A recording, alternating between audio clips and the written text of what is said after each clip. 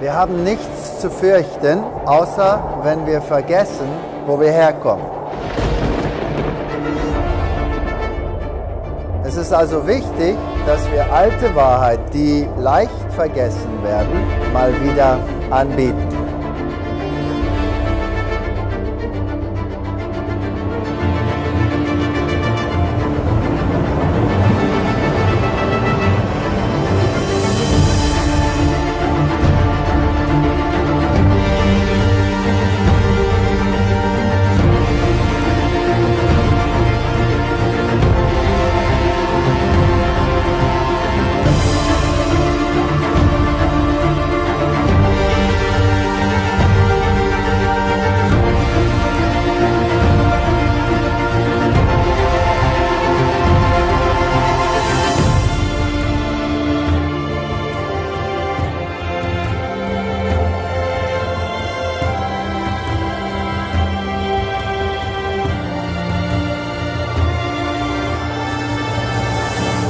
Das ist ein ernstes Thema und so müssen wir es auch ziemlich ernst behandeln.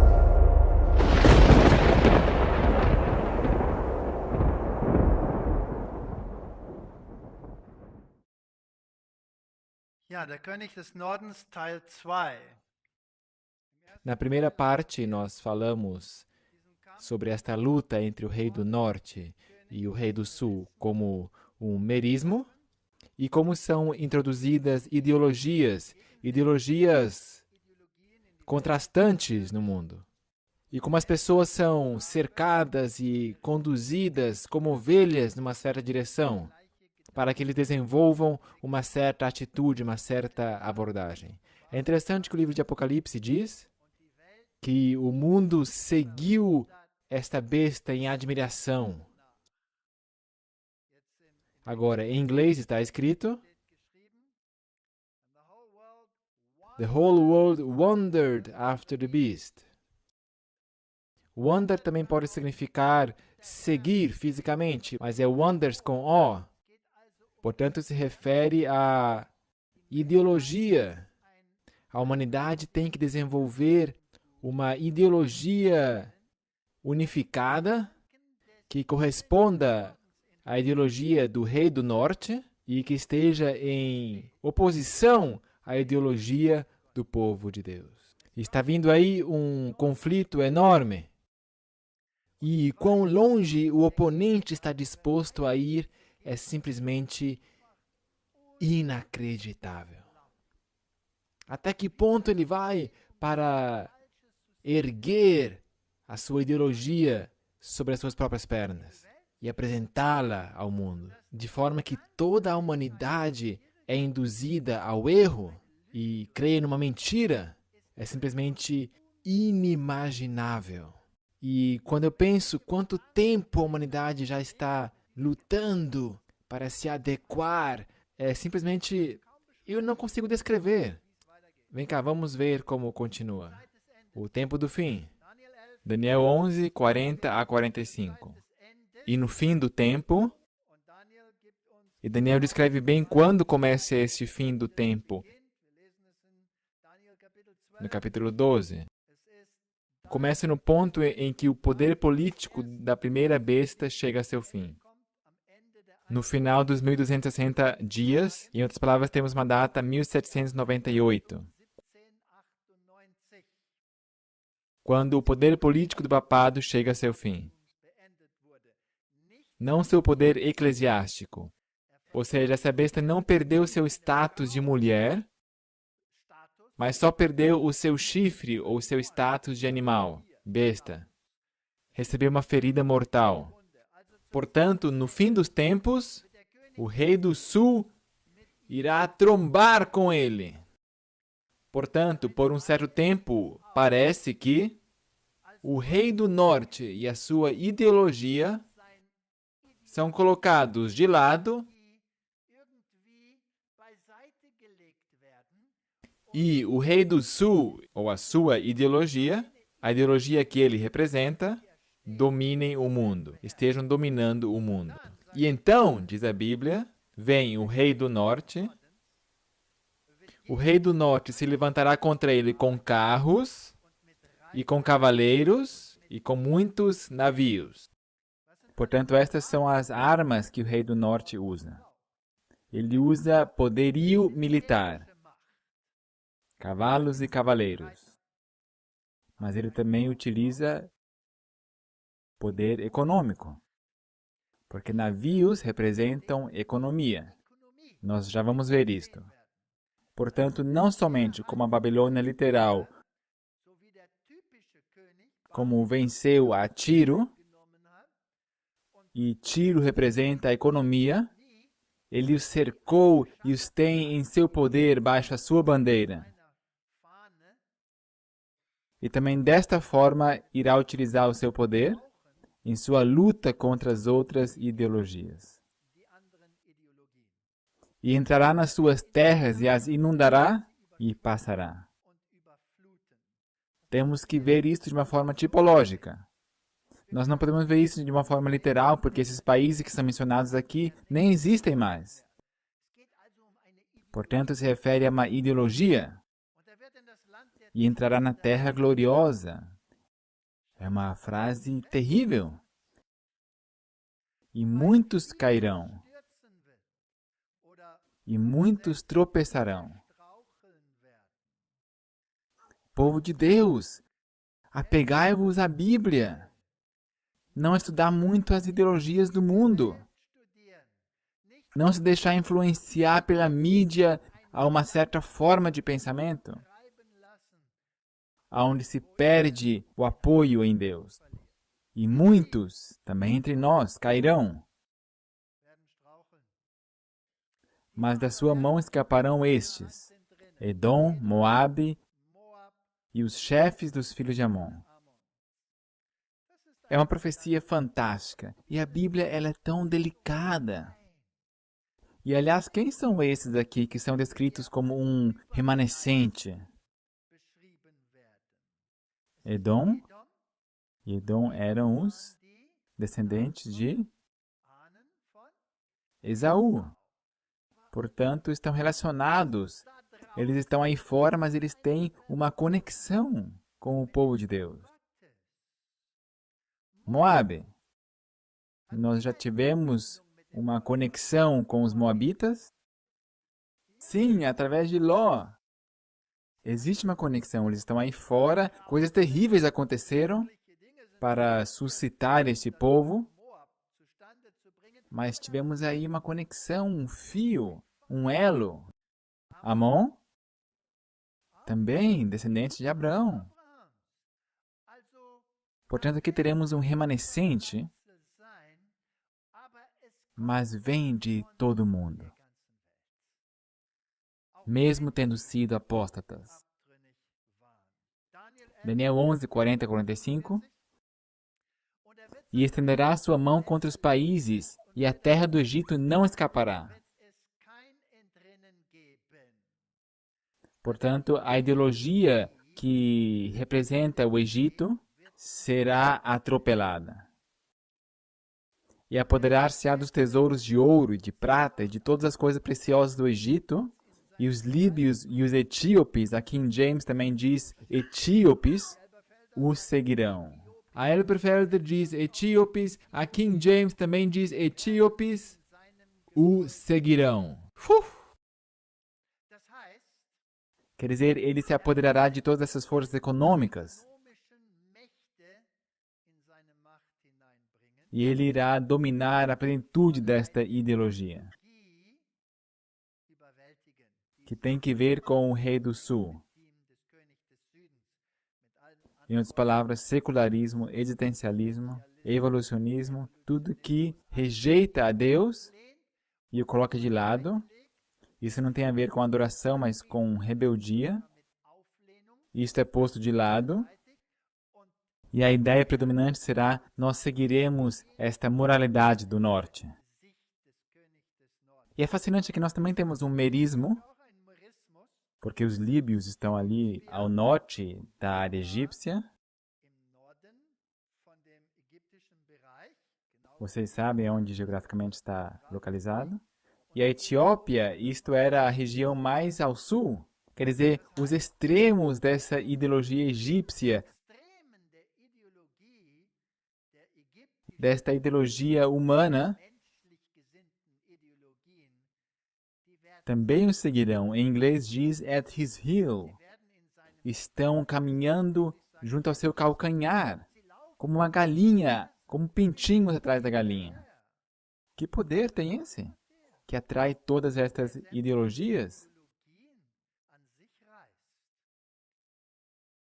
E se vocês não creem nisto, é só ver o que o Papa disse recentemente. Em seu Assisi, porventura não convidou ele os ateus? Não reclamou ele esta ideologia para si? Claro. Daniel 11, 40 e 45. Mas os rumores do Oriente e do Norte o espantarão. Este rei poderoso, esse poderoso rei que domina sobre as ideologias do mundo, que tem o dragão atrás de si, tem medo de alguém? Ele irá assustar sobre rumores do Oriente e do Norte? E sairá com grande furor para destruir e extirpar a muitos. Nós já vamos ver que esses rumores é uma mensagem que entra no mundo. A saber, uma tríplice mensagem angélica que o faz tremer. Irá tentar destruí-lo. E armará as tendas do seu palácio, e a minha versão diz aqui, entre os mares e no Monte Santo e Glorioso. Mas chegará ao seu fim e não haverá quem o socorra. Ninguém o vai socorrer. Quem o destruirá? Deus mesmo. A pedra que não foi cortada com mãos humanas. Esta virá e irá destruí-lo. É fascinante. Mas essa palavra "e" aqui está me incomodando. E armará as tendas palacianas entre os mares e no Monte Santo e Glorioso. Vamos ver algumas outras traduções aqui. Nós temos aqui a Nova Versão Internacional, para que vocês vejam o que esta diz. Armará suas tendas reais entre os mares no Monte Santo. Agora, este belo Monte Santo certamente é o povo de Deus. Quer dizer, ele chega até o pé do Monte Santo. Ele irá erigir a sua tenda, o seu tabernáculo, junto a este Monte Santo, no belo Monte Santo. A nova King James diz, armará suas tendas palacianas entre os mares e o Monte Santo. Ou seja, aqui ele a armará e ali também. E a King James armará suas tendas palacianas entre os mares no belo Monte Santo. No Monte Santo. Esse texto, assim como ele está escrito aqui, este leva a mim a tremer. E eu tenho o pressentimento de que a King James está certa. Isto, para mim, é tremendo. Isso quer dizer que a sua ideologia também encontra um lugar aonde? No povo de Deus. Que o Senhor nos proteja de absorver esta ideologia unificadora do Rei do Norte. Que nós permanecemos longe do ecumenismo e a sua filosofia de unidade. Eu não posso crer que o povo de Deus seria tão tolo de aceitar esta ideologia. Ou será que eu consigo? Vamos deixar isso de lado. King James, será que você tem razão? Será que tem razão? Daniel 11:40. No tempo do fim, o rei do sul se envolverá em combate. História. O general Berthier, seguindo ordens de Napoleão, vem e prende o Papa vem e toma senhorio sobre as áreas e ele destrói o sistema de governo papal secular. 1798, Berthier pisa em Roma e termina o reinado papal. Introduz um governo secular, o Estado lhe é tirado, um Estado secular é erigido. Nós temos, portanto, um Estado secular e este Estado papal, político-religioso, está posto de lado. Mas não a igreja. Não deve ser confundido com a mulher. A mulher não morre. O animal, a besta, recebe uma ferida mortal. O sistema político. Agora estou fascinado sobre o que os maçons escrevem sobre Napoleão. Claro, tem que ser cuidadoso no que eu digo, então eu deixo eles falar. A grande loja nos irá ensinar como foi isso com Napoleão. E nas minhas palestras anteriores, eu não quero estar andando sobre o terreno pantanoso das teorias de conspiração, mas de preferência trazer só fatos, que não tem que ver nada com conspiração. Então deixa a grande loja falar por si mesma. Napoleão e a maçonaria. Será que ele era o maçom ou não era o maçom? Será que vocês podem responder isto para mim? Então está aqui embaixo assinado, é da própria maçonaria. A pergunta se Bonaparte era maçom ou não, nunca foi decidida. Segundo alguns rumores, ele tornou-se maçom em Malta. Outros autores suspeitam de que ele foi simplesmente ensinado historicamente. Certo está de que ele era simpático ao estabelecimento maçom e de que ele o utilizou astutamente para seus próprios interesses. Mas as pistas que indicam uma iniciação maçônica dele antes de ele aceitar o título de imperador são muito convincentes. Portanto, evidentemente, ele era maçom. No inglês se diz que para provar o pudim, só comendo. Então temos que nos perguntar o que ele praticava? O que ele fez? Aqui nós continuamos lendo, na grande loja. Napoleão Bonaparte nasceu em Córcega e foi treinado em escolas militares de Paris. Escolas militares de Paris. Aliás, quem que tinha essas escolas sob seu domínio antes? É uma perguntinha. Depois da ocupação de Toulouse, em 1793, ele foi promovido a general. Ele conduziu as suas tropas pela maioria dos países europeus. Em 1798, ao Egito. Ele foi, nesta época, então, até o rei literal do Reino do Sul. Napoleão? A Bíblia tem esses detalhes, é tão bonito. Aqui se refere, então, a uma ideologia, porque estamos no antítipo. Mas também, literalmente, ele foi o rei do Egito. Agora, notem só o que ele fundou. Ele fundou o Banco da França, ele reformou o sistema fiscal, ele restabeleceu a igreja, ele fez melhorias no sistema educativo e reivindicou, em 1804, o título de imperador da França. Não somente isto, além de suas guerras, nas quais não estamos muito interessados agora, ele fez o quê com todos os seus irmãos? Vamos traduzir isso aqui também uma vez, para o alemão. Napoleão deu cargos maçônicos a seus irmãos.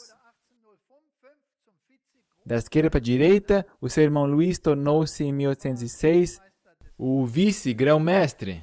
Jerônimo foi o vice-grão-mestre do Grande Oriente da Westfália. O irmão mais velho foi promovido em abril de 1805 no Palácio das Tulherias, com o título Grão-Mestre do Grande Oriente da França. Eram todos maçons. Isto não é nenhuma conspiração. Isto é uma citação, só para que nós não confundamos as coisas. Napoleão e os judeus? Agora, isto me fascina. Isto é incrível. Aqui está a imagem onde ele retorna a liberdade aos judeus. Também o tio de Napoleão, Cardeal Fesch, se pronunciou de que ele queria dar liberdade aos judeus e ele queria erigir um Estado para eles. Ele chegou para ele e disse: Majestade, você está invocando o fim do mundo com as suas leis? Igualar os judeus aos católicos? Você não sabe que a Escritura Sagrada prediz o fim dos tempos para o momento em que os judeus sejam reconhecidos de forma geral como uma nação? Alô? Alô? A Bíblia diz isso? A Bíblia diz isto? Não. Em nenhum lugar. Em nenhum lugar a Bíblia diz isso. Que ideologia é esta? Isto é uma ideologia de fim dos tempos que o rei do norte colocou no mundo, a qual se apegam X milhões de cristãos hoje em dia. E em vez de se prepararem para a volta de Jesus e trabalharem neste coração, eles estão perante a TV e estão assistindo para ver quando finalmente vai começar uma guerra em Israel. Vocês já pensaram nisso? Napoleão deu um fim ao cisma religioso e restabeleceu a Igreja Católica na França com a Concordância de 1801. Ele concedeu às seitas protestantes liberdade religiosa e igualdade e declarou a França como pátria dos judeus, quando ficou claro de que ele não poderia restabelecer para eles uma pátria na Palestina. O Código Napoleônico criou igualdade perante a lei e sublinhou a santidade da família. Os tribunais foram secularizados. Isso é muito bom, não é? Obrigado, Napoleão. Ele erigiu todo o sistema moderno do mundo hoje. Todo o sistema assim como ele existe nos Estados Unidos, como ele existe nos países livres. Nós devemos isto a Napoleão. Mas o que se isto for simplesmente um lance hegeliano? Para finalmente, através dessa liberdade, permitir que entre tanto caos no mundo, até que a humanidade clame: socorro, Rei do Norte! Nós precisamos de uma moralidade. Nós não podemos continuar vivendo de uma forma tão ímpia, sem Deus. Eu só estou perguntando. Vamos ver como a história continua. Aqui é uma coisa bem interessante. Isto vem dos institutos napoleônicos. Essas não são quaisquer citações colhidas do ar. Isto é história real. Aqui um evento pouco conhecido, mas não por isto menos notável. Ao as tropas francesas estarem na Palestina e fazerem um cerco junto à cidade de Acre, Napoleão já tinha preparado uma proclamação para fazer da Palestina um Estado independente judeu. Mas foi a intervenção inglesa que pôs areia nesta engrenagem e cancelou esses planos. E esta proclamação estava para 20 de abril de 1799. É fascinante, ele queria erigir um Estado judeu, mas os judeus tiveram que esperar 150 anos mais até que isso pudesse tornar-se realidade.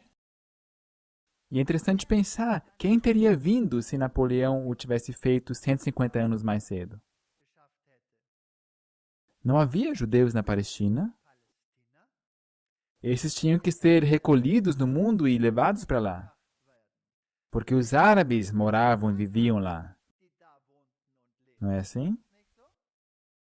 Porque se precisa de um certo tempo, se você quer preparar esse lance ideológico, para isso tem que se ter domínio sobre as circunstâncias de uma tal forma para que este povo também realmente se mude para este lugar. Eu sei que estou num terreno pantanoso, mas mesmo assim eu vou continuar. Então foi Napoleão que disse, nós vamos criar um Estado novo. 118 anos mais tarde, os britânicos iriam publicar a Declaração de Balfour, que requeria uma pátria para os judeus. E 31 anos mais tarde, Israel foi reconhecido pela Assembleia Geral das Nações Unidas como um Estado independente. E é possível que esta antecipação de Napoleão nesses primórdios tenha contribuído de uma forma significativa para a fundação desse Estado.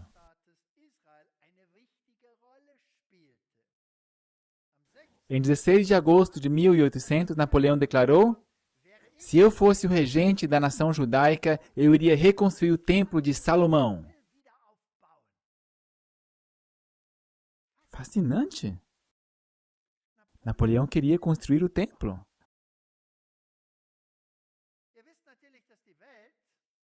Vocês sabem que o mundo estava caracterizado por uma filosofia que dizia que o papado era o anticristo.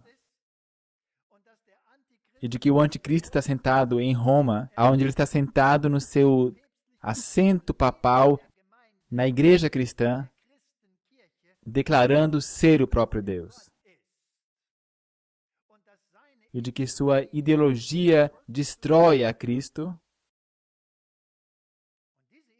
E esta ideologia estava espalhada no mundo inteiro. E o papado não pode dominar o mundo se esta ideologia protestante está espalhada no mundo inteiro. É impossível. Então, como seria se nós secularizarmos o mundo? Como seria se nós fizéssemos sumir essas visões espirituais, bíblicas, pelo secularismo, pelo materialismo, e sei lá qual mais, ismo, até que o mundo diga, nós não podemos continuar sem uma moralidade. E como seria se até então o protestantismo mudasse a sua cosmovisão sobre a segunda vinda e um reino de Deus governado por Cristo, para que não busquem um reino celestial, mas um reino israelita terrenal, sentado em frente à sua TV. Não seria isso fantástico para o rei do norte, sim ou não? Eu penso que ele estaria encantado com isso. Então ele permite que o mundo caia no caos, ideologicamente, religiosamente e economicamente. E ele então se posta aí com a sua roupagem de super-homem e com seu chapeuzinho vermelho e sei lá que outras vestimentas, dizendo, mas se vocês tivessem escutado a minha moralidade, tudo isso não teria acontecido. Talvez eu tenha que ir lá para o Congresso explicar como eles podem transformar a minha moralidade em realidade. Será que é possível? Só estou perguntando. Apocalipse 11, versículos 1 ao 4. Aliás, a interpretação tradicional tem que ver com esse tempo da Revolução Francesa e dessa mudança de ideologia. Deram-me um caniço semelhante a uma vara de medir, e me foi dito, vá e meça o templo de Deus e o altar. E conte os adoradores que lá estiverem. Se alguma coisa é medido, uma sentença é proferida. É chegada a hora do seu juízo. Exclua, porém, o pátio exterior, não meça, pois ele foi dado aos gentios. Eles pisarão a cidade santa durante 42 meses. Os 1260 dias, anos, terminam em 1798. Darei poder às minhas duas testemunhas, e elas profetizarão durante 1260 dias, vestidas de pano de saco. A Bíblia não tinha autoridade quando Roma estava no poder. Estas são as duas oliveiras e os dois candelabros que permanecem diante do Senhor da terra. Voltemos a Napoleão e a maçonaria islâmica. Eu já disse, o rei do sul não pode ser o islamismo. Porque o islamismo, ele é uma ideologia religiosa. E a ideologia do rei do sul é secularismo. Foi isso que Napoleão introduziu. A maçonaria encontrou entrada no Egito logo depois da conquista de Napoleão em 1798. Não é fascinante isto? Ao general Kleber, um maçom francês e comandante das tropas de Napoleão, fundar a loja, que é um agrupamento maçônico, de Isis. A maçonaria francesa era predominante no Egito, até depois da ocupação britânica em 1882, quando surgiram lojas britânicas. Então, uma loja dá espaço a outra loja, mas loja é loja e permanece loja. Na primeira metade do século XX, a maçonaria era muito bem acolhida e muitos egípcios famosos eram maçons. E também governantes britânicos, aristocratas das fileiras dos ocupantes. Os monarcas egípcios, Khedive, Ismail, até o rei Faud, eram nomeados ao início dos respectivos mandados como grão-mestres da maçonaria. Então, quem é que dominava sobre a maçonaria, que reinava por trás dos bastidores? Quem que a dominava? De onde que vem todas essas coisas? E a ideologia jesuítica de Weishaupt é fascinante. E é por isso que estou tão fascinado de que o novo governo egípcio 2012 vem justamente desse transfundo. Apocalipse 11, 7 e 8. Quando eles tiverem terminado seu testemunho, a besta que vem do abismo os atacará e os matará. Então aqui nós temos um poder secular que se posiciona contra Deus. E esta se formou no final da Revolução Francesa. Portanto, assim veio ao mundo uma nova ideologia secular, sem Deus, aonde a razão por si mesma irá ditar o que é moralidade e não a palavra. Esses têm que ser mortos. A reforma ainda manteve os dois com o nariz sobre a água. Mas a reforma, tadinha, ela com a areia escorreu entre os dedos e caiu na praia. E os seus cadáveres ficarão expostos na rua principal da grande cidade, que figuradamente é chamada Sodoma e Egito. Quer dizer, o que eu aspiro, o que eu sou, o que eu penso, é isso que eu vou viver. Eu não me deixo prescrever pela palavra de Deus. Secularismo, a ideologia egípcia, quem é Deus para que eu tenha que pensar nele ou obedecê-lo? E Sodoma e Egito, uma decadência espiritual e moral. Formidável! Onde também foi crucificado nosso Senhor. E nós sabemos que ele não foi crucificado nem em Sodoma, nem no Egito. Portanto, se refere aqui à ideologia, a esta forma de pensar, a este mindset, que novamente crucifica o nosso Senhor Jesus. O reformador escocês Grattan Guinness descreve de uma forma muito bonita o que a reforma cria sobre o templo. E note que Grattan Guinness era da Igreja da Inglaterra, ou os anglicanos, se você preferir. 1887, não faz muito tempo. Eles ainda criam nisso. Perceba qual é a posição que o homem do pecado ocupa. Ele se senta no templo ou na casa de Deus. Isto não é e não pode ser um templo judaico. Isto é reforma. Isto não é e não pode ser um templo judaico.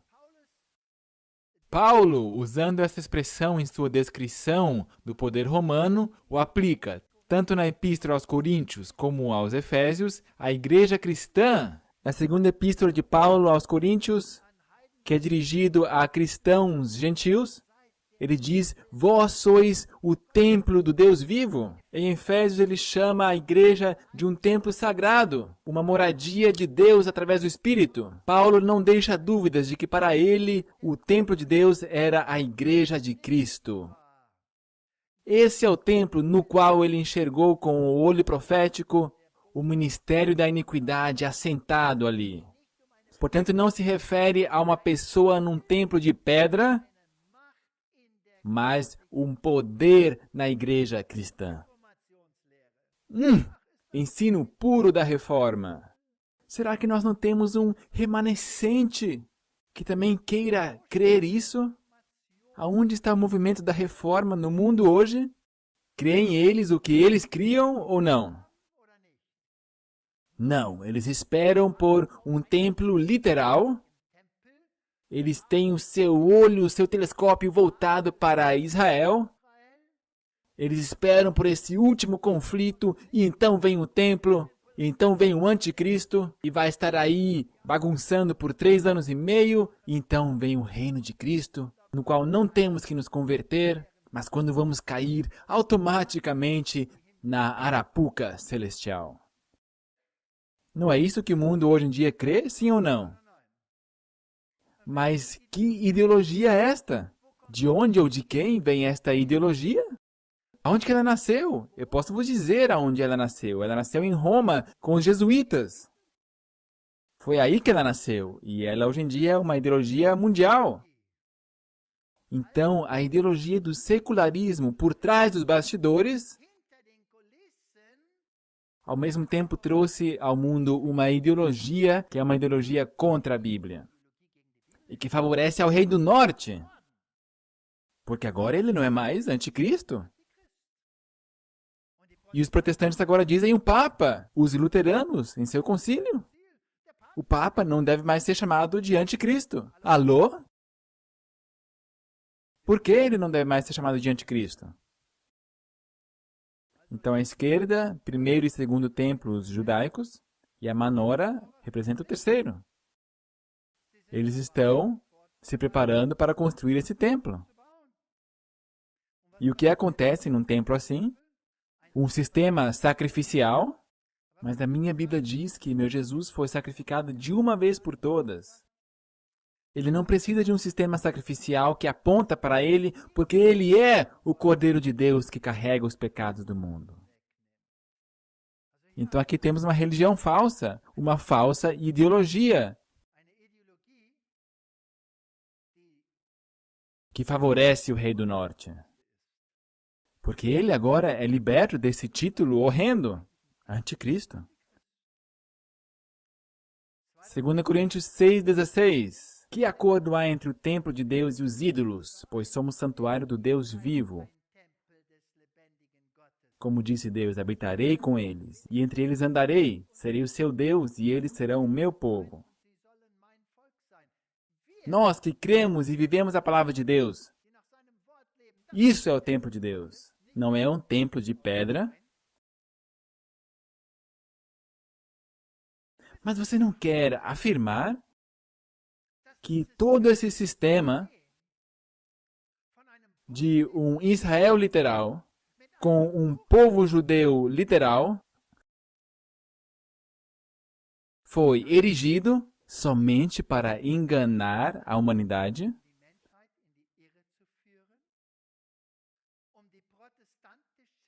Para destruir a ideologia protestante? Para matar as duas oliveiras e destruir a Bíblia? Você não quer dizer isso. Isso nem é possível. Ou será que é? Vamos continuar vendo aqui. edificados, Efésios 2:20, sobre o fundamento dos apóstolos e dos profetas, tendo Jesus Cristo como pedra angular, no qual todo edifício é ajustado e cresce para tornar-se um santuário santo no Senhor. Nele vocês também estão sendo juntamente edificados para se tornarem morada de Deus por seu Espírito. Eu estou lendo aqui a Bíblia. E a Bíblia aqui diz justamente o contrário da ideologia moderna. Certo ou errado? Ou será que eu estou enlouquecendo? Aqui diz justamente o contrário. Justamente o contrário. Apocalipse 3, versículo 12. Farei do vencedor uma coluna no santuário do meu Deus, e dali ele jamais sairá. Será que isso é literal? Vamos ficar a eternidade ali de pé como uma coluna? Por favor, não, senão eu não quero ir para o céu. 1 Pedro 2, verso 5. Vocês também estão sendo utilizados como pedras vivas na edificação de uma casa de que tipo? Uma casa espiritual. Esta é a verdade bíblica. Isto foi o que a Reforma ensinava. E é isto que o remanescente também tem que ensinar, porque senão ele não é um remanescente da Reforma. Muito simples. Ele seria outra coisa, porque um remanescente é um pedaço do mesmo tecido, do anterior. Portanto, nós temos que ter a mesma ideologia. Não é judeu quem o é apenas exteriormente, nem a circuncisão a que é meramente exterior e física. Não, judeu é quem o é interiormente, e circuncisão é a operada no coração, pelo Espírito e não pela letra escrita. Será que isso não está nítido? Isto é ensino bíblico. E se vocês são de Cristo, são descendência de Abraão e herdeiros segundo a promessa. As promessas, portanto, eram transferidas para a comunhão dos santos, dos cristãos, que aceitam a Cristo como seu Salvador. E esta outra ideologia bem diferente é uma chicane que somente serve aos propósitos do rei do norte. Porque em Cristo Jesus nem circuncisão nem incircuncisão tem efeito algum. Paz e misericórdia estejam sobre todos os que andam conforme esta regra e também sobre o Israel de Deus. E quem é o Israel de Deus segundo esses textos? Pois são aqueles que creem em Cristo e na sua salvação. E é uma fé pessoal e não uma fé coletiva. O ensino do dispensacionalismo, do suposto interesse de Cristo por Israel e Jerusalém literais, não é bíblico. Cristãos do mundo inteiro estão observando o que acontece em Israel. E por quê? Por um lado, porque eles estão buscando sinais para a segunda vinda de Cristo. Isso que está nos seus próprios escritos, o terceiro templo. Talvez um dos sinais mais significativos que eles estão esperando é o reerguimento do Santo Templo no Monte Moriá. O terceiro templo. Os cristãos podem estar esperando, mas não eu. Se nós lermos no jornal que Israel amanhã de manhã tiver desaparecido, engolido pela terra, será que isto vai mudar de alguma forma a ideologia bíblica? Ou será que o anticristo ainda vai estar aí? Ele está sentado em Roma. Se Roma amanhã de manhã tiver sumido, então eu vou ter verdadeiros problemas.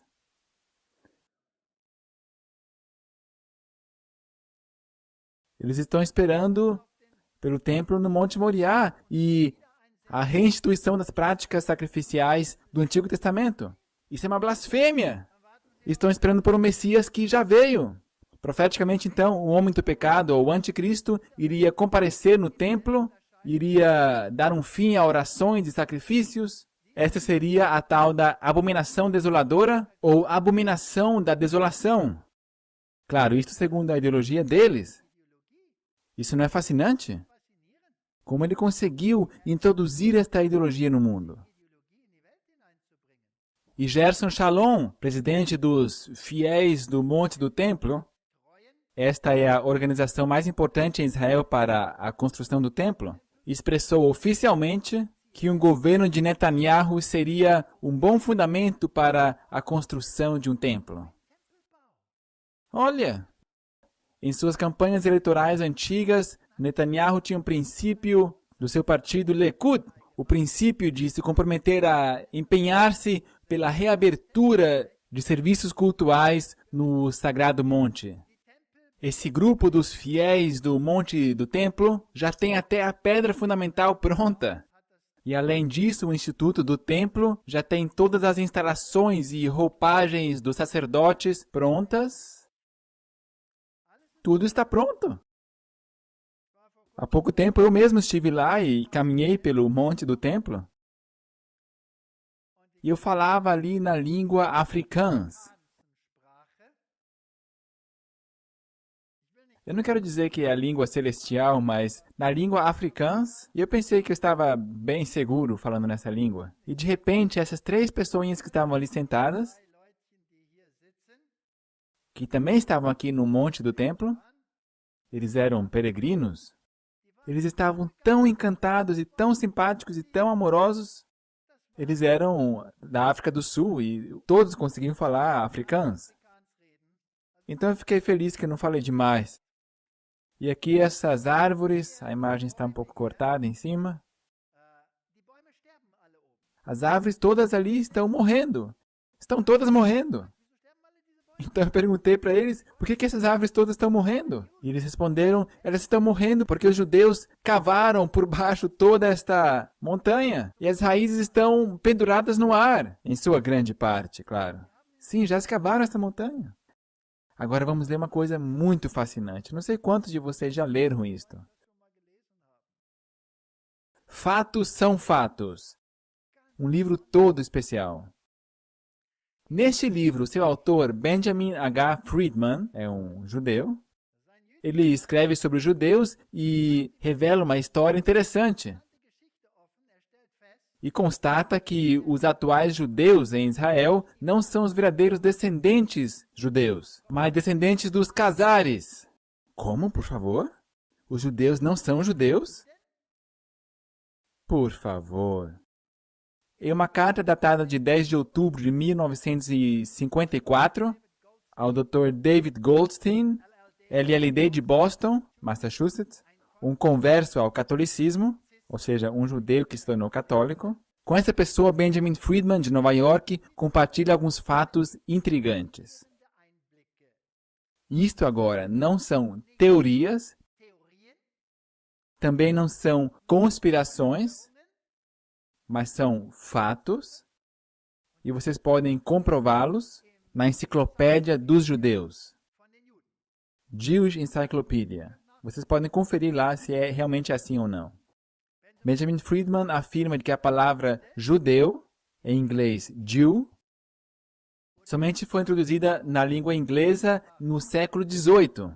Antes disso, essa palavra nem existia em inglês.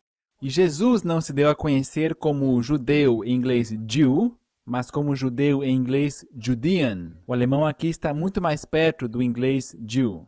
Aqui no Brasil nós dizemos judeu, e isso está muito mais próximo desse inglês Judean do que em outras línguas.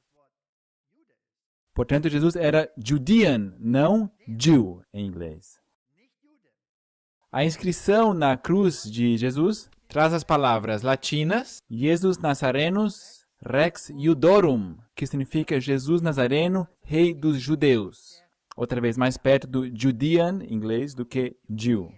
Então, judeu tem somente uma conotação geográfica. Portanto, ele veio da parte de Israel que se chamava Judeia. Tinha uma relação com uma área geográfica.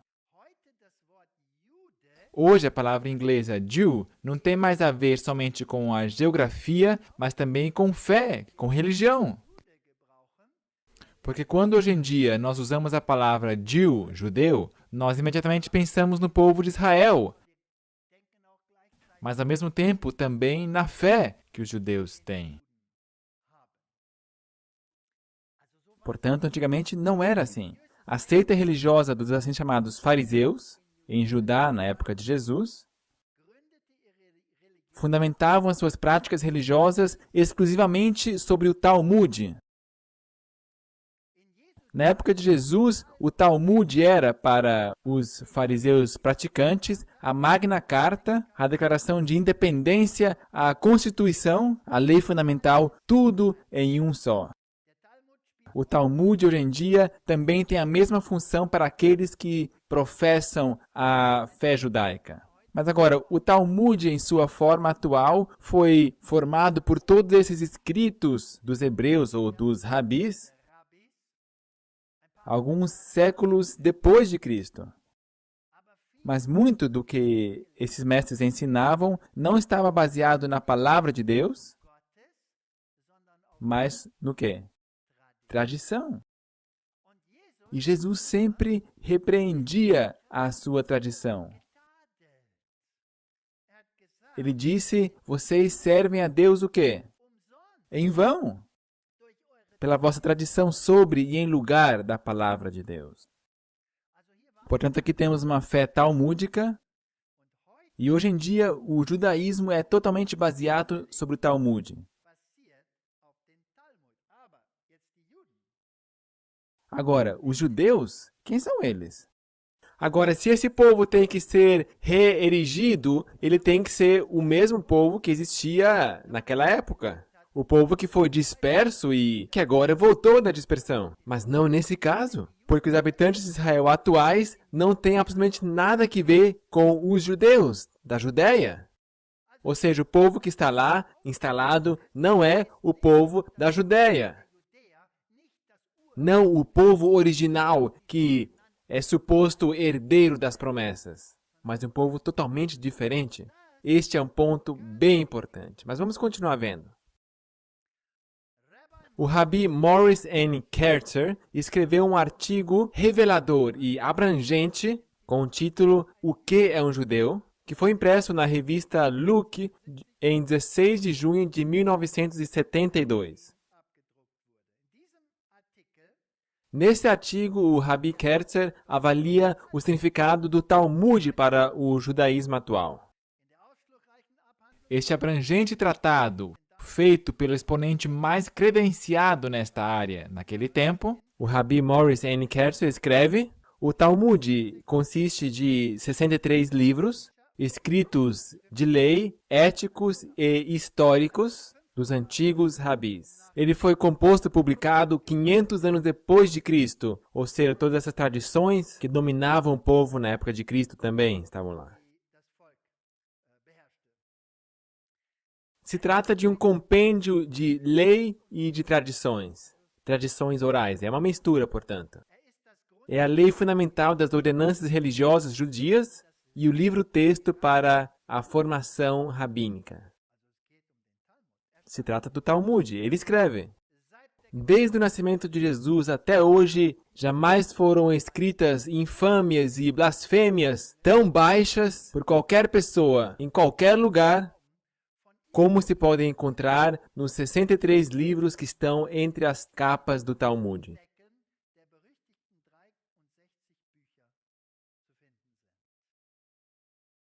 Eu não sei se vocês já, em parte, leram o Talmud, mas se vocês leem o que o Talmud tem a dizer sobre Jesus Cristo, então os vossos cabelos vão ficar arrepiados.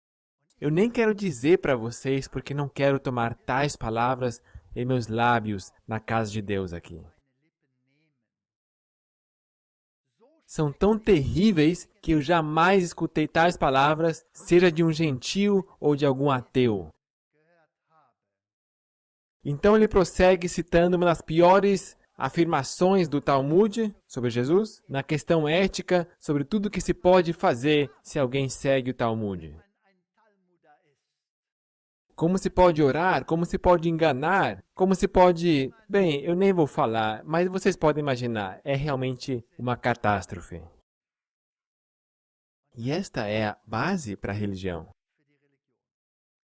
Agora, sobre a origem do povo atual judeu na Palestina, Ele afirma que eles são provenientes da Europa Oriental e que não são descendentes dos habitantes da Judéia ou das dispersas tribos de Israel. Portanto, não é uma restauração da população bíblica. É algo totalmente diferente. Mas se trata de um counterfeit. Como é que é isso em português? Uma contrafação, um engano. Porque são descendentes dos Casares. Agora, vamos dar uma estudada nisso agora. Os assim chamados autoproclamados judeus na Europa Oriental, da história moderna, não podem indicar nenhum antecedente legítimo que em tempos bíblicos nem sequer tenha botado o seu pé em solo palestino. Os supostos, ou respectivamente autoproclamados judeus do leste da Europa jamais foram semitas. Nenhum semita jamais os viu como semitas, nem com a maior boa vontade. Qual poder secreto, misterioso, que tem retirado já por muitas gerações a história e a origem dos Casares e dos reis Casares dos livros de história? Quem jamais aprendeu isso nas escolas? Aqui temos todo um povo e todo mundo crê nessa mentira e nem sabem de onde eles vêm. Aqui está a nação Casara. Aqui está, e era um país gigante. Segundo a enciclopédia judaica, os Casares eram uma nação asiática, de origem persa, convertidos ao judaísmo talmúdico.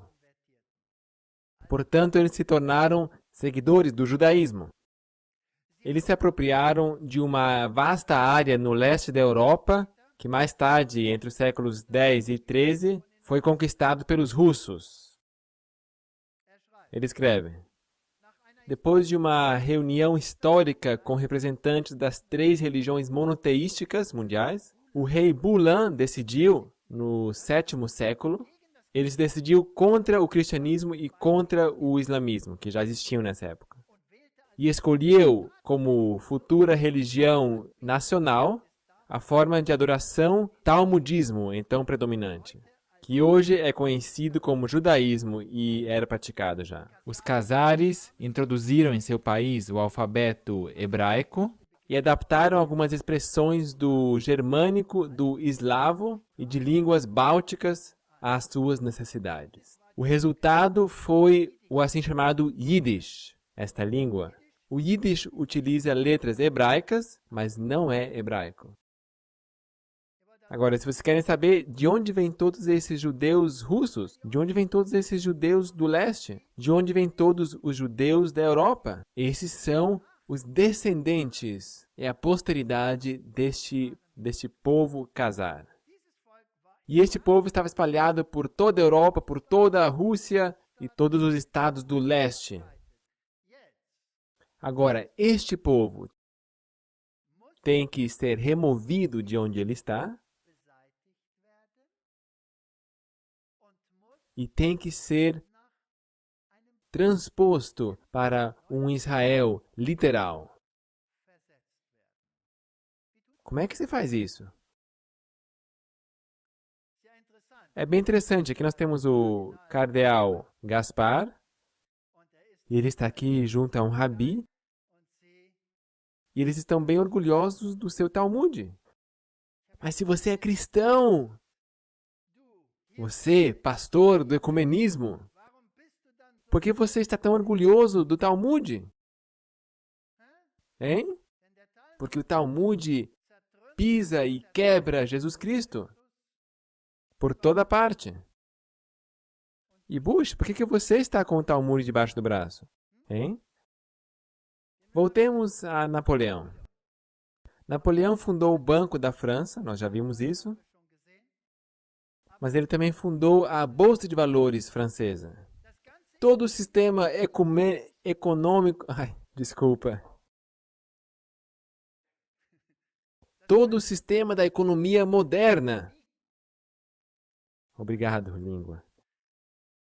Está fundamentado sobre o que Napoleão introduziu. Vocês podem imaginar isso? E tem uma pergunta agora.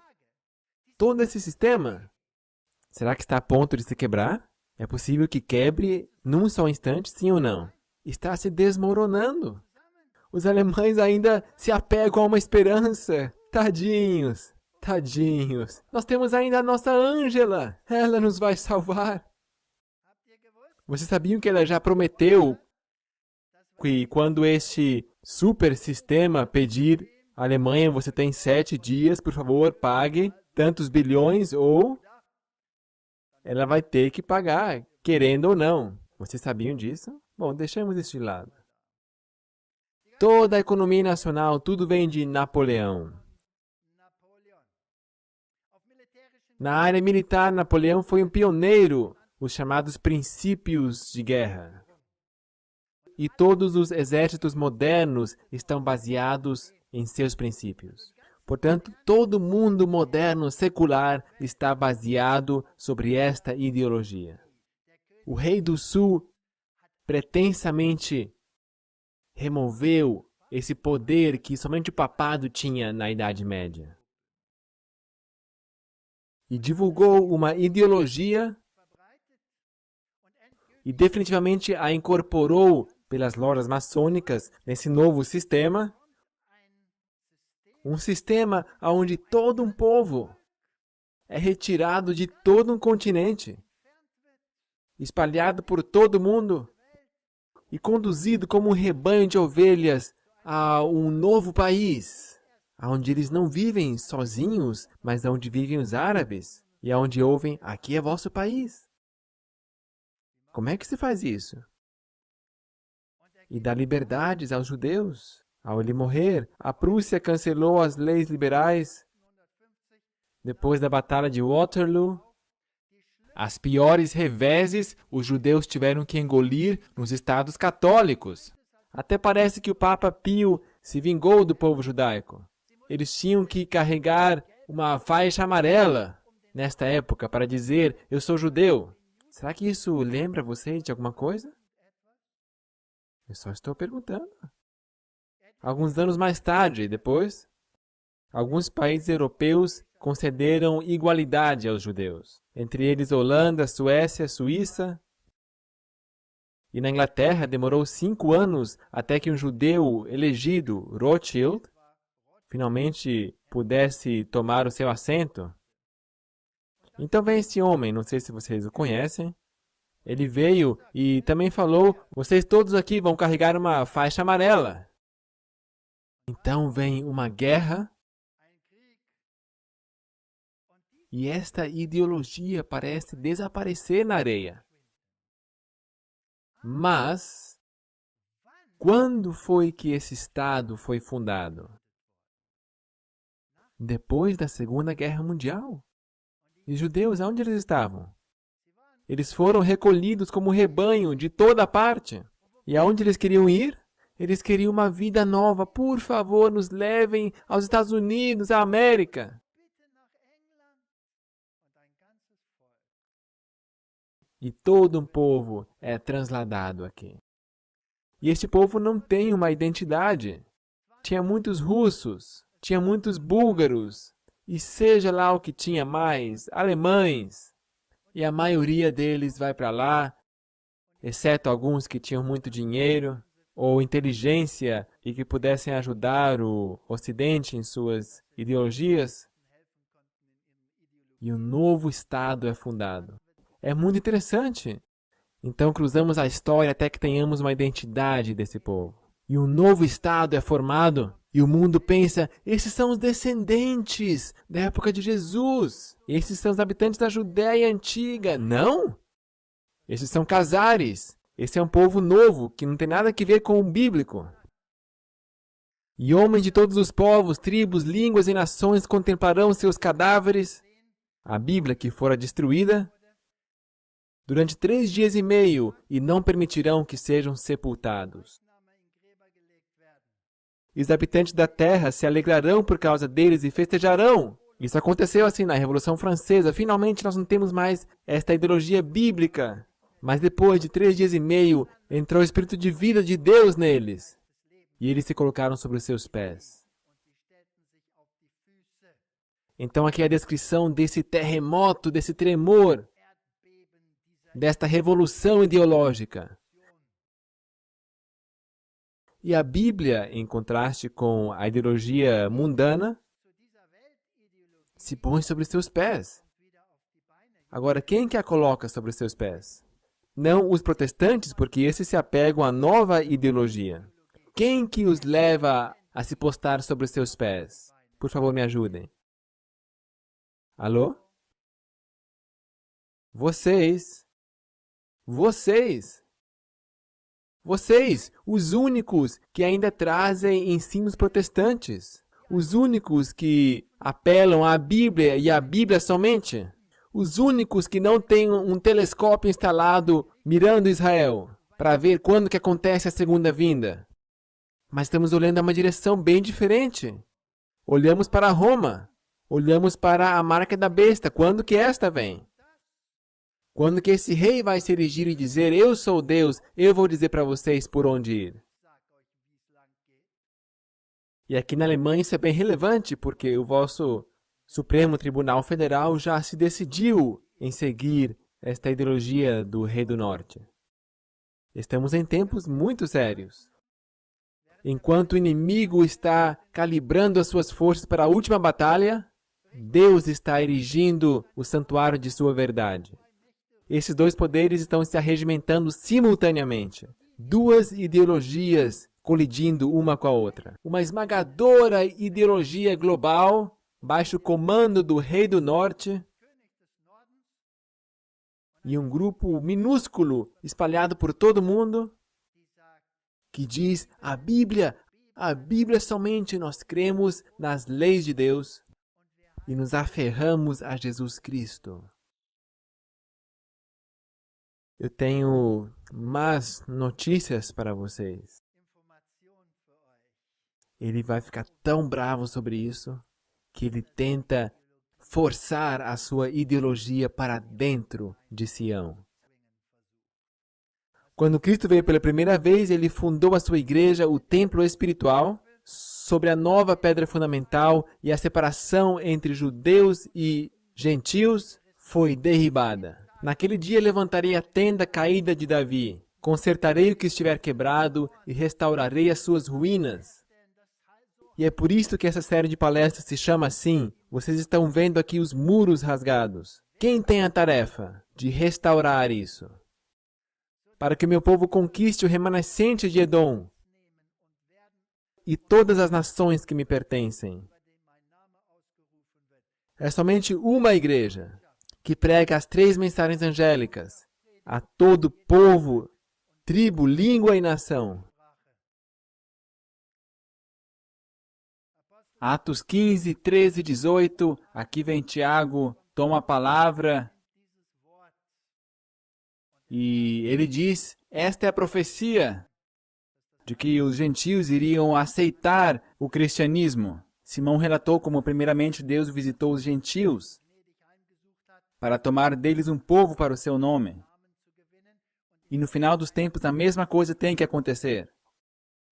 O comentário de Wesley sobre Atos 15, 16 é: depois do final da era de salvação para os judeus, Deus diz, eu quero reconstruir a tenda caída de Davi. Eu quero erigir um reino espiritual e eterno em Cristo, a semente. Se referindo a Amós 9, versículo 11. Quem ainda se põe do lado dessas verdades bíblicas? Deveria, portanto, haver uma segunda reunião depois dos 1260 dias. Porque estes dois têm que pôr-se sobre seus pés, o Antigo e o Novo Testamento. E têm que ser novamente proclamados juntos. A lei e os profetas. Eles estavam em pano de saco. Quem está proclamando isso? Texto paralelo de Daniel 11. Isaías 11, 11 a 16. E há de ser que naquele dia o Senhor tornará a pôr a sua mão para adquirir outra vez o remanescente do seu povo, que for deixado da Síria, do Egito, de Patros, e da Etiópia, e de Elã, e de Sinar, e de Amate, e das ilhas do mar. E quem é o seu meio, o seu instrumento para os resgatar, para os adquirir? Me ajudem? Nós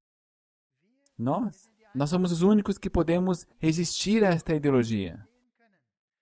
E o Senhor então irá dividir a língua do mar do Egito e moverá sua mão contra o rio com a força do seu vento e ferindo-o dividi-lo-á em 7 correntes e fará que por ele passem com sapatos secos. Ele buscou o seu povo literal do Egito. Ele dividiu o mar. Eles passaram. E no sentido espiritual vai acontecer a mesma coisa. Ele vai trazer o seu Israel espiritual para fora de Babilônia. Ele vai dividir o lago espiritual. E eles irão passar. Irão acampar em Cádiz Barneia e irão tomar a terra. Este reino celestial divino, eles irão herdá-lo.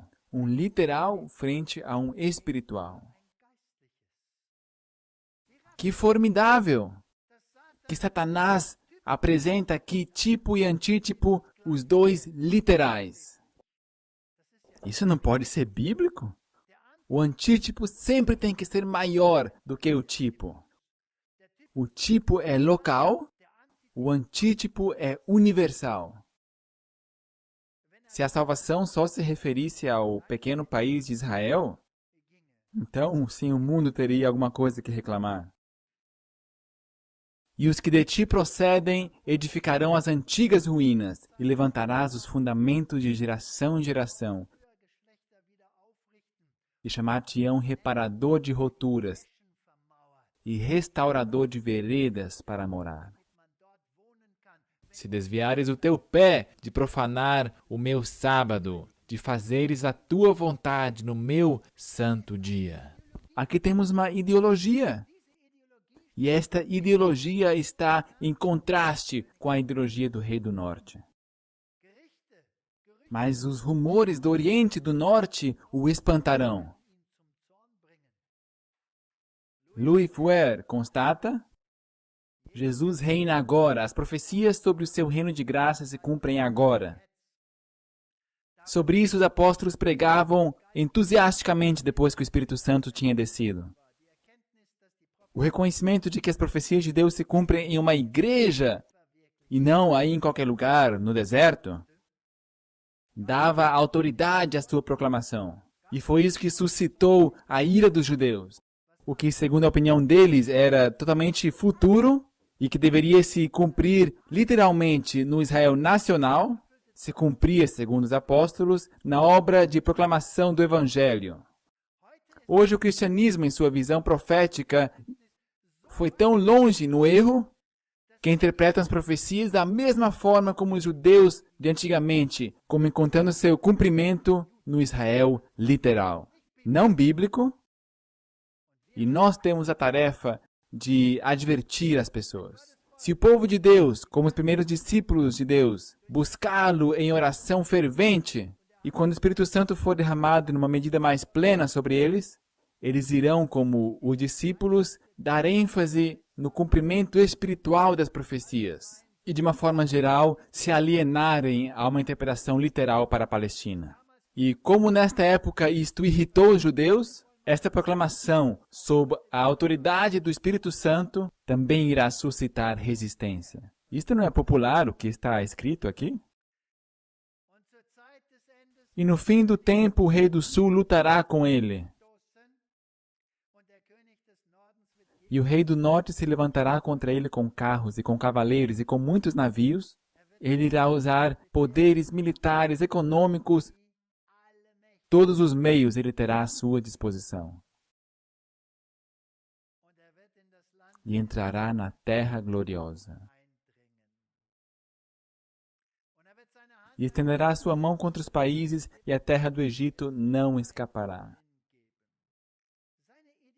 A sua ideologia irá reinar, e apoderar-se-á dos tesouros de ouro e de prata do Egito. Portanto, esta ideologia, esta cosmovisão do rei do sul, irá ser subjugada por um massivo ataque, no final dos tempos, do rei do norte. E em meio a ventos de tempestade e caos econômico, ele irá usar uma tática do medo. E com as alianças militares elaboradas por ele mesmo, o rei do norte impõe uma moral ditada por ele mesmo. E com isso até os escolhidos estão em perigo. Isso eu não citei, isso foi eu mesmo que escrevi. Lucas 21, 26 diz que homens desmaiando de terror na expectação das coisas que sobrevirão ao mundo, porque as forças do céu serão abaladas. Portanto, se as potências do céu irão ser abaladas, isto é uma guerra espiritual? Ou não? Esta é uma guerra ideológica entre uma cosmovisão bíblica e uma cosmovisão do Rei do Norte. É fascinante o que nós lemos no Espírito de Profecia. Eu sempre me admiro desta citação. O mundo está agitado com espírito de guerra. As profecias do capítulo 11 de Daniel quase atingiram seu cumprimento final. Isso não faz muito tempo que foi escrito, não é? Aonde será que em Daniel 11 estamos agora? Então vamos ler aqui. Testemunhos para a Igreja, volume 1. Parecia haver um pequeno tempo de paz. Mais uma vez os habitantes da terra me foram apresentados, e novamente tudo se achava na maior confusão. Lutas, guerras e derramamento de sangue, juntamente com fome e peste, imperavam por toda parte.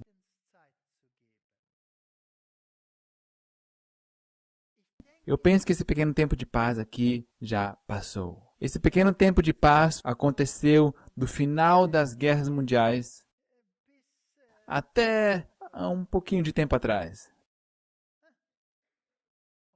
E o que aconteceu ali? Mais uma vez, os habitantes da terra me foram apresentados, e novamente tudo se achava na maior confusão. Lutas! Eu acabo de vir da África do Sul, onde um caminhão tem que descarregar algo, e ali não somente o caminhão é queimado, mas o motorista também é morto. Onde a polícia acaba com 34 homens, e o mundo não fala quase nada. Terrível. Lutas, guerras e derramamento de sangue, juntamente com fome e peste, imperavam, como é que diz aqui? Por toda parte. Outras nações se achavam empenhadas nesta luta e confusão. Outras nações. A guerra ocasionou a fome, a miséria e o derramamento de sangue deram lugar à pestilência. E então o coração dos homens desmaiou de terror, na expectativa das coisas que sobrevirão ao mundo. Nós estamos agora aqui. Nós estamos nos últimos momentos da história da humanidade.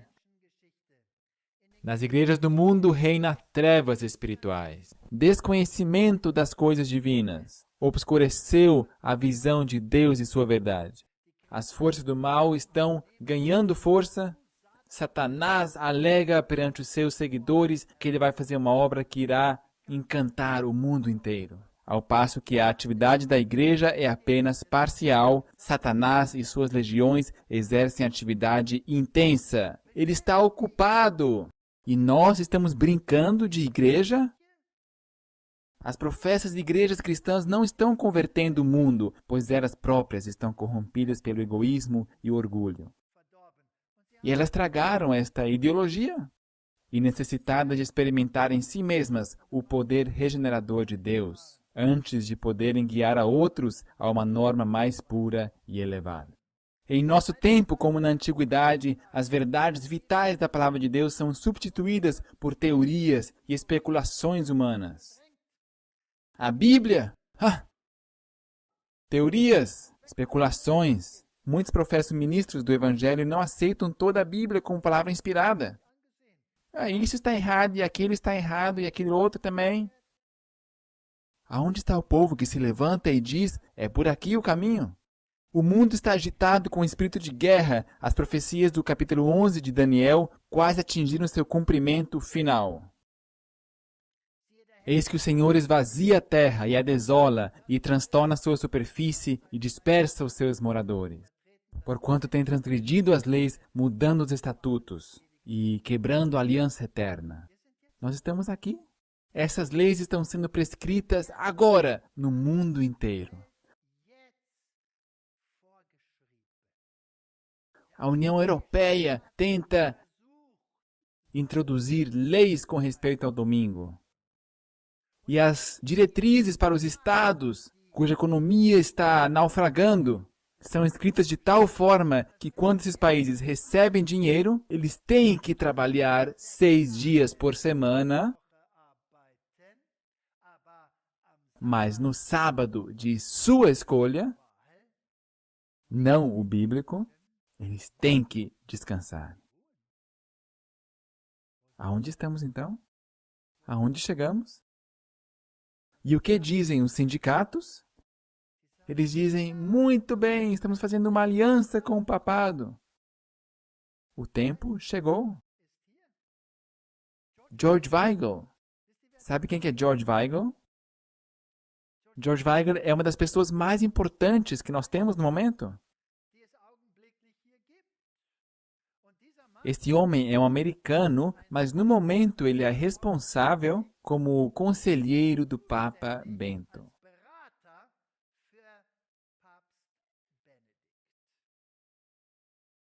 O que ele escreve?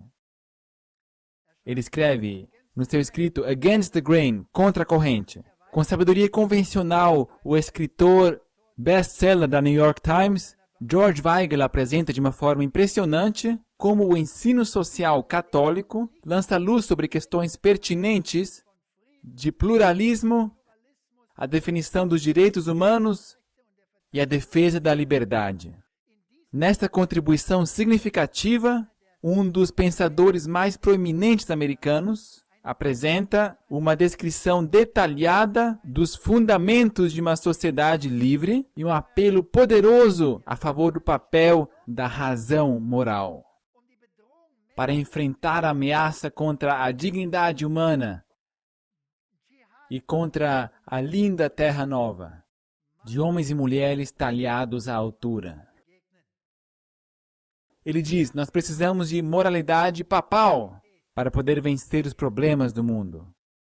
Mais um livro, Impérios Paralelos, Parallel Empires, o Vaticano e os Estados Unidos. Aqui está o livro.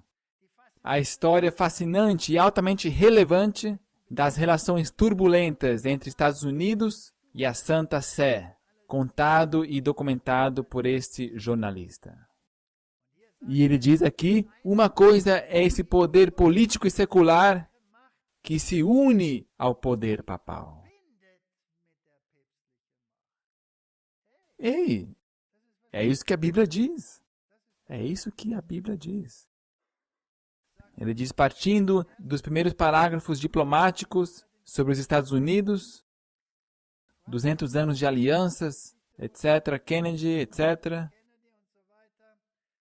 parceria anticomunista entre os Estados Unidos e a Santa Sé, guerras frias, etc. Então ele diz, impérios paralelos, não deixa nenhuma dúvida de quão significativo é analisarmos as relações entre estes dois poderes. Um poder secular e outro poder moral, para a nossa história e para o mundo de hoje. A ideologia do Sul, a saber, a secular, será subjugada pela ideologia do rei do norte. Esse empurrão que o rei do norte recebeu no final dos tempos é executado agora. E no aspecto militar, olha só aqui o que os militares estão fazendo. Olha como os aviões estão voando, aonde as bombas estão caindo. E olha só como que na economia os navios são utilizados para erigir uma ideologia. Mas os rumores do Oriente e do Norte o espantarão e sairá com grande furor para destruir e extirpar a muitos. Ele odeia a verdade. Ele odeia a mensagem dos 3 anjos, que traz à luz a sua falsa ideologia. Ela não pode subsistir com o jato de luz da Bíblia em frente de si. Ele irá tentar introduzir a sua ideologia aqui, no Santo Monte. E eu temo que muitos, e nas próximas palestras vamos ver exatamente como que ele faz isso, como que ele domina a economia, como ele domina sobre a teologia, como ele domina sobre a ideologia, como ele muda as cosmovisões. Nós vamos ver exatamente isso. E eu vou ser tão descortês e discutir o que está acontecendo dentro do Monte Santo. Por que não? A Bíblia o diz, a Bíblia tem que ser a verdade, não é? E os que estão com ele, chamados e eleitos e fiéis. Apocalipse 17. Quando vem o Senhor, estes combaterão contra o Cordeiro e o Cordeiro os vencerá. A ideologia bíblica irá vencer. E ninguém o ajudará. Porque Deus tem posto em seus corações que cumpram o seu intento e tenham uma mesma ideia e que deem à besta o seu reino. Até que se cumpram as palavras de Deus. Apocalipse 17, 17. Nós não podemos mudar. O mundo irá dar a sua autoridade ao sistema papal, porque eles têm o mesmo intento, porque eles têm a mesma ideia. A ideologia está em contraste com a ideologia bíblica.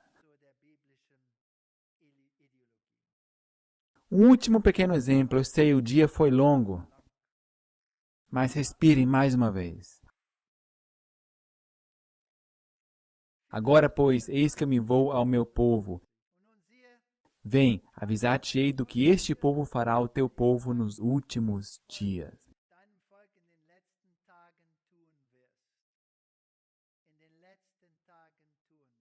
Profecia de Balaão. Vê-lo-ei, mas não agora. Contemplá-lo-ei, mas não de perto. Uma estrela procederá de Jacó e um cetro subirá de Israel,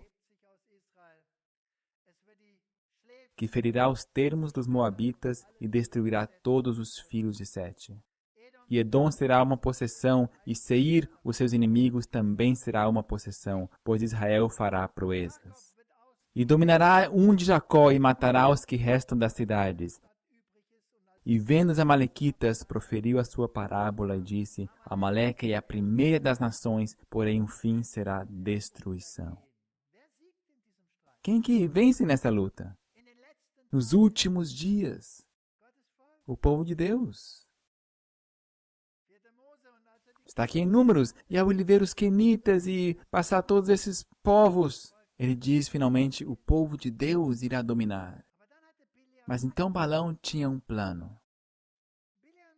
Balaão tinha um plano. Ele disse, sabe, rei, se nós pudermos, de alguma forma, seduzir este povo de Deus, com mulheres lindas, amonitas, e maravilhosas mulheres moabitas, com lindas mini saias. Sabe de uma coisa? Talvez desse jeito ainda possamos vencer. E eles o fizeram. E quase que Israel pereceu. E se Deus não os tivesse peneirado, é isso que é o trágico. Se ele não os tivesse purificado e milhares de israelitas não morressem, eles não teriam entrado na terra prometida. Eles jamais a teriam herdado.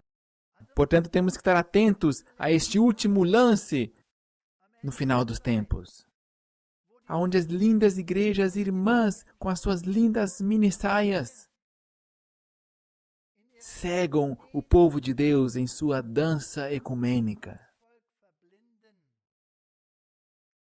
Eu sempre digo que quando se vai para a cama com uma cobra, não se tem que surpreender que se leva uma picada. E é isso que pode acontecer aqui. Ele os enganou. Ele voltou imediatamente para Moabe e ele apresentou seu plano para o rei. Os moabitas agora estavam eles mesmos convencidos que os israelitas estariam baixo a proteção de Deus, enquanto eles fossem fiéis a Deus. A intenção de Balaão era separá-los de Deus e seduzi-los à idolatria. Se conseguissem fazê-los chegar a tal ponto de participar da orgia da adoração desses deuses pagãos, o seu protetor onipotente iria voltar-se contra eles. Vamos apresentar estas ideologias à igreja. Vamos cantar, vamos dançar e adorar a Baal. Aliás, Baal é surdo, vocês sabiam? Talvez ele está de férias, talvez ele está sentado no banheiro. É assim que a Bíblia diz. Ele não consegue ouvir nada. A impiedade está alcançando um nível nunca antes atingido. Contudo, muitos ministros do Evangelho estão clamando paz e segurança. Mas os fiéis mensageiros de Deus devem prosseguir firmemente com a sua obra, revestidos com a armadura do céu, devem avançar, destemida e vitoriosamente, jamais cessando de lutar até que cada alma ao seu alcance tenha recebido a mensagem da verdade para este tempo. Nós não temos que nos enganar. O rei do norte vai querer levantar a sua tenda no Monte Santo. Nós não podemos nos deixar enganar por isto. Nós temos que simplesmente continuar. Como diz a Bíblia, eu pus meu rosto como um seixo, como uma pedra, e continue. E ele me conduziu ao portão, o portão que está para o Oriente. E eis que aí veio a glória do Deus de Israel. Do Oriente. Com o que ele é perturbado, o rei do norte? Por esta mensagem. Cristo vem outra vez. Ele vem do Oriente. E ele irá vos destruir. E muitos irão aceitar esta mensagem. E posicionar-se ao lado do povo de Deus, que crê na verdade. E Ezequiel diz, e eis que um vento tempestuoso vinha do norte, porque o trono de Deus está no norte. Ele quer ser o rei do norte. Ele quer afirmar que a sua luz está no Oriente. Ele recebe os golpes vindo do Oriente e o trono vem do norte. A alegria de toda a terra, o Monte Sião, formoso de sítio, e a alegria de toda a terra é o Monte Sião sobre os lados do norte, a cidade do grande rei. Desce e assenta-te no pó, ó virgem, filha de Babilônia. Assenta-te no chão, já não há trono, ó filha dos caldeus. Ela não irá vencer. A palavra de Deus diz que Deus irá vencer. E a palavra de Deus é tão exata, tão incrivelmente descritiva dos eventos que estamos presenciando hoje no mundo, que Satanás não esteve em condições de destruir ou desfazer esta palavra, ou de removê-la. Isto prova que Deus está no controle. Por isto, as duas coisas acontecerão contigo. Em um só momento e em um só dia, irás perder os teus filhos e tornar-te viúva, e serás destruída. Eis que se tornaram como espantalho, queimados pelo fogo. Não conseguirão salvar as suas almas do poder das chamas. Você fazia negócios, você pensa que com a tua economia você conseguiria dominar o mundo. E ninguém te socorre. Ninguém. E finalmente até os reis do mundo irão odiá-la. E Jesus voltará com muita força e glória. E o povo de Deus irá vencer. Esta é a mensagem de Daniel 11. E nós estamos avisados sobre estas ideologias. E nas próximas palestras vamos dar uma olhada em algumas dessas ideologias.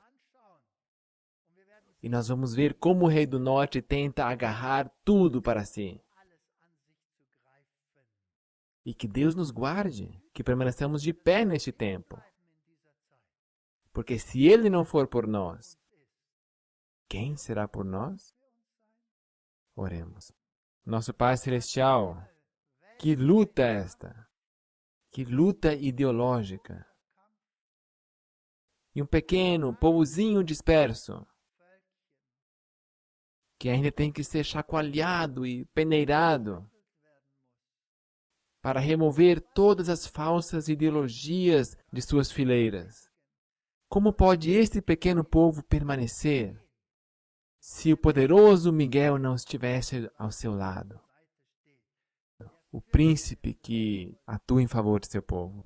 Ajude para que nós nos agarremos a Ti e para que nós não só permanecemos fiéis à Tua mensagem, mas também a proclamemos. Porque em breve virás com as nuvens dos céus e a chance de levar esta última advertência terá passado. Dê ao Teu povo asas, ó Senhor. Dê-lhes asas em nome de Jesus. Amém.